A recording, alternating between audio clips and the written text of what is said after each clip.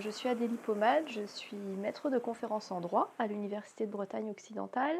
Je suis chercheur à l'unité mixte de recherche Amur et je co-dirige la zone atelier Brest-Tiroise.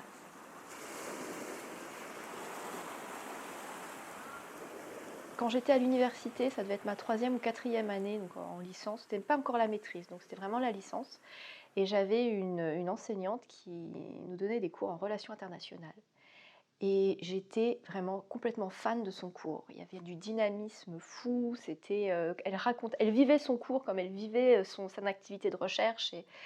Et je m'étais dit, mais ça c'est exactement le métier que je souhaite faire, c'est l'enseignement et la recherche. Donc j'avais gardé cette idée depuis cette époque-là, donc depuis ma 3e année. J'ai soutenu ma thèse en 2009. Et puis après, je me suis lancée dans une série de post-doctorats. J'ai été un peu partout, j'ai été en Belgique, au Brésil, au Canada, en France aussi pour faire des post-doctorats, mais c'était moins, à l'époque je dirais que c'était moins courant de faire des post-docs juridiques en France.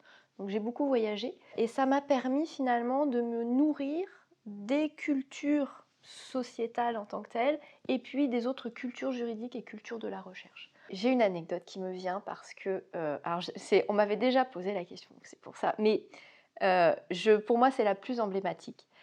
C'est quand j'étais professeure invitée à l'Université fédérale de Rio Grande do Sul, donc au Brésil. Donc mes cours se déroulaient entre 18h et 22h. Et dans le sud du Brésil, les universités sont grandes, elles ne sont pas du tout chauffées. Et les cours tard le soir, en hiver, il fait très froid. Et les étudiants sont arrivés au début du cours, c'était dans les premières fois où j'étais là-bas en enseignant, avec leurs manteaux surcouverts, les écharpes, tout le monde commençait à prendre place. Et en fait, ils ne prenaient pas place derrière des tables et des chaises. C'était pas aussi formel en fait que ce que l'on a par chez nous, j'ai envie de dire. Ils s'étaient tous mis en demi-cercle et ils étaient tous venus avec leur chimarrão, leur maté. Ils avaient rempli plusieurs chimarrãos et ils le faisaient tourner pendant que je dispensais mon cours et tout le monde était sur le chimarrão à boire chacun leur tour. Et j'ai trouvé que c'était super parce que pour moi, c'était un moment de partage culturel vraiment top. Et puis pour eux, ça a montré aussi une solidarité entre eux, une vie et une culture au niveau de l'université qui n'est pas du tout la même que celle que l'on a ici, avec les étudiants derrière leurs ordinateurs, derrière à leur chaise, sur leur table, derrière leurs ordinateurs. Là, on avait complètement une autre manière de penser le cours. Et j'avais trouvé ça vraiment... pour moi, ça avait été un moment exceptionnel. J'avais trouvé ça vraiment sympa. Alors en centre d'intérêt à l'extérieur de tout ce qui est recherche et enseignement, je fais de la voile. Je fais de la voile, alors je ne fais pas de l'habitable, je fais de la voile légère, du catamaran de sport et principalement en compétition.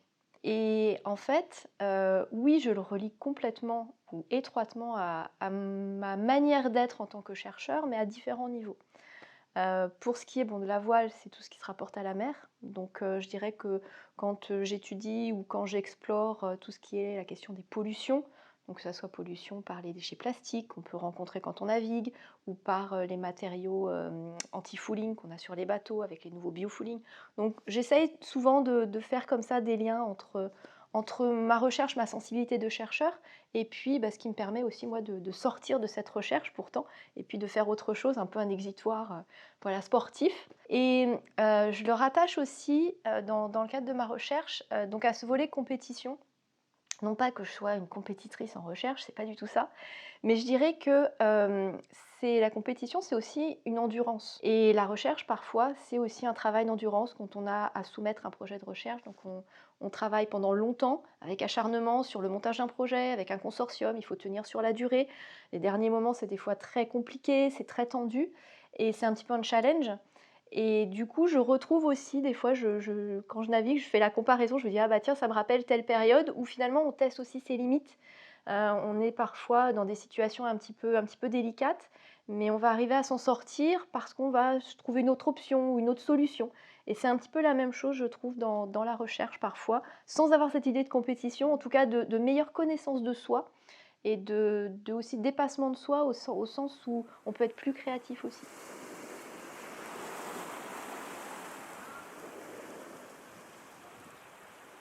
Alors, je me rappelle d'un projet de recherche. Je pense que c'est le premier qui m'a conduit à faire du terrain.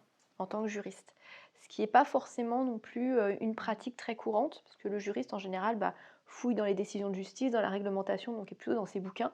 Mais c'est vrai que le juriste environnementaliste a plutôt tendance à avoir besoin justement d'attirer les acteurs locaux, le terrain à lui, et donc va sur le terrain.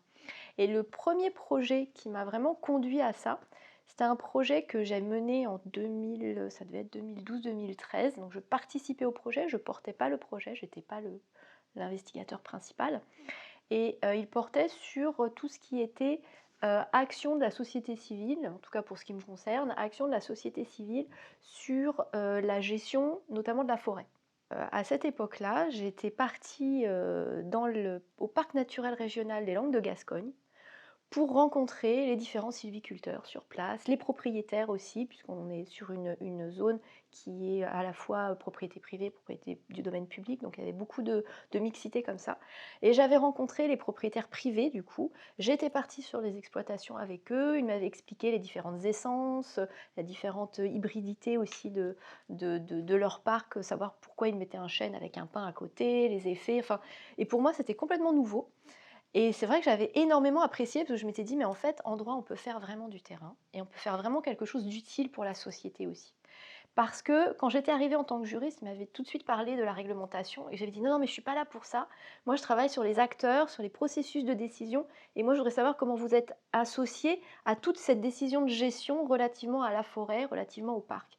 Et du coup, j'avais vraiment perçu qu'après, il ne me concevait plus comme une juriste, mais vraiment comme une personne à part entière qui s'intéressait à la dynamique du territoire. Et c'était vraiment très intéressant pour moi, parce que ça m'a vraiment enrichi de ce côté-là, à me dire, mais en fait, je ne suis pas qu'une juriste. Et je pense que c'est là où il y a eu des switches aussi qui se sont réalisés. Et puis pour eux, parce que ils se retrouvaient confrontés à des juristes qui étaient intéressés, mais à un autre niveau que la législation, à leurs problèmes, à leur quotidien et à leur activité aussi. Le quotidien est très chargé de ma recherche. Je suis sur beaucoup de choses en même temps en fait en ce moment. Et ça fait un petit moment que ça dure, mais en fait comme c'est une passion aussi, on a tendance à absorber et à dire oui un peu à tout.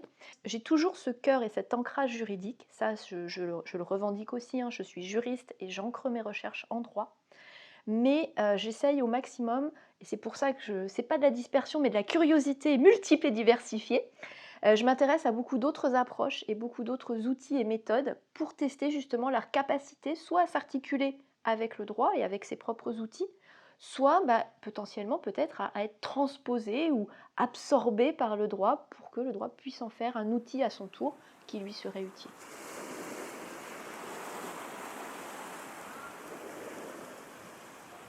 Je travaille vraiment beaucoup dans la dynamique de nouvelles pédagogies, d'enseignement aux étudiants. Notamment, j'ai surtout des cours en master, ce qui me permet de travailler avec des groupes assez restreints d'étudiants et de pouvoir tester des pédagogies différentes avec eux. Par exemple, de plus en plus, dans les cours que je dispense, j'intègre des parties de travaux pratiques et puis ensuite de cours, en essayant en fait de faire qu'il y ait une continuité vraiment très très ténue entre le cours, le travail qu'ils accomplissent, puis le travail qu'ils vont réaccomplir qui va se fonder sur le précédent. Donc comme ça, une continuité, une temporalité qui soit le plus cohérent possible et avec des outils différents de cartes mentales, de séries de post-it réutilisables, toujours avec une petite pensée pour l'environnement. Mais voilà, j'essaye de faire en sorte qu'il y ait beaucoup de créativité aussi dans les cours pour tester des nouvelles choses. Des fois ça marche, des fois ça marche pas. Je fais beaucoup d'évaluations aussi à la fin du cours avec les étudiants pour savoir, pour avoir leur feedback. Qu'est-ce qui leur a plu, qu'est-ce qui leur a pas plu, puis moi après je me réajuste et je corrige. La créativité dans mon métier ou dans ma recherche, je pense que c'est en s'ouvrant pour le coup à l'art-science, à la relation art-science.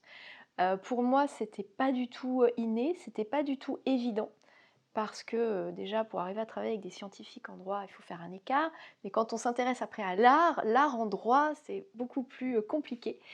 Et en fait, comme je m'intéresse aussi beaucoup aux sensibles, à la perception des citoyens, alors pour le droit, c'est à l'acceptabilité de la norme ou voilà, au droit construit, je pense que c'est ça qui pour l'instant est mon plus grand challenge aussi, c'est de vraiment voilà, me connecter à la dimension art-science, qui m'intéresse vraiment profondément pour ma recherche, et arriver à dresser les ponts avec le droit. Et je pense que là, c'est le plus grand challenge créatif, en tout cas pour la recherche à venir en ce qui me concerne.